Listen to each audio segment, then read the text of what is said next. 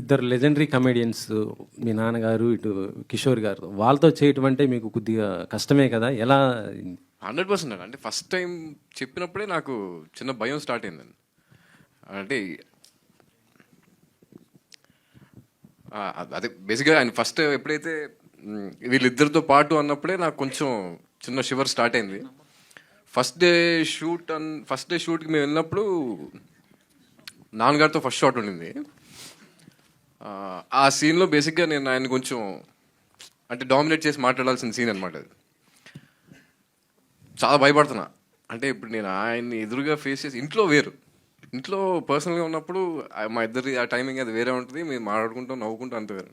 But camera ముందు action అనేటప్పుడు చిన్న షివర్ స్టార్ట్ అయింది. తర్వాత ఒకసారి పిలిచారు వ్యాన్లోకి పిలిచి, నీ డైలాగ్స్ చెప్పరా అన్నారు. చెప్పా, సరిపోట్ల, వాల్యూమ్ పెంచు అన్నారు. చెప్పా, సరిపోట్ల, ఇంకా లౌడ్ అన్నారు. ఇప్పుడు వ్యాన్లో ఎవరైనా ఉన్నారా, నేను నువ్వే కదా ఉంది, చెప్పు అన్నారు. మొత్తం ఒక్కసారి ఓపెన్ అప్ అయితే మొత్తం డైలాగ్ ఏదైతే ఒక వన్ గుడ్ డైలాగ్ ఉందో ఓపెన్ అప్ అయిపోయి చెప్పిన తర్వాత దట్ మూమెంట్ ఐ థింక్ అక్కడ బ్రేక్ అయిపోయిందండి. ఇంక అక్కడ నుంచి నాకు ఈజీ అయింది. అండ్ కిషోర్ గారితో నాకు అంటే ఆయన ఉన్నారంటే నాకు అది ద మోస్ట్ కంఫర్టబుల్ పర్సన్. అంటే నాకు మా ఇద్దరికి ఉన్న ర్యాప్ అలాంటిది. ఆయన సీన్ అలా చెప్తారు, ఆయన ఇంప్రవైజ్ చేసినప్పుడు మనకు తెలీదు ఆయన ఈ డైలాగ్ చెప్తారని కూడా నాకు ఐడియా రాదు.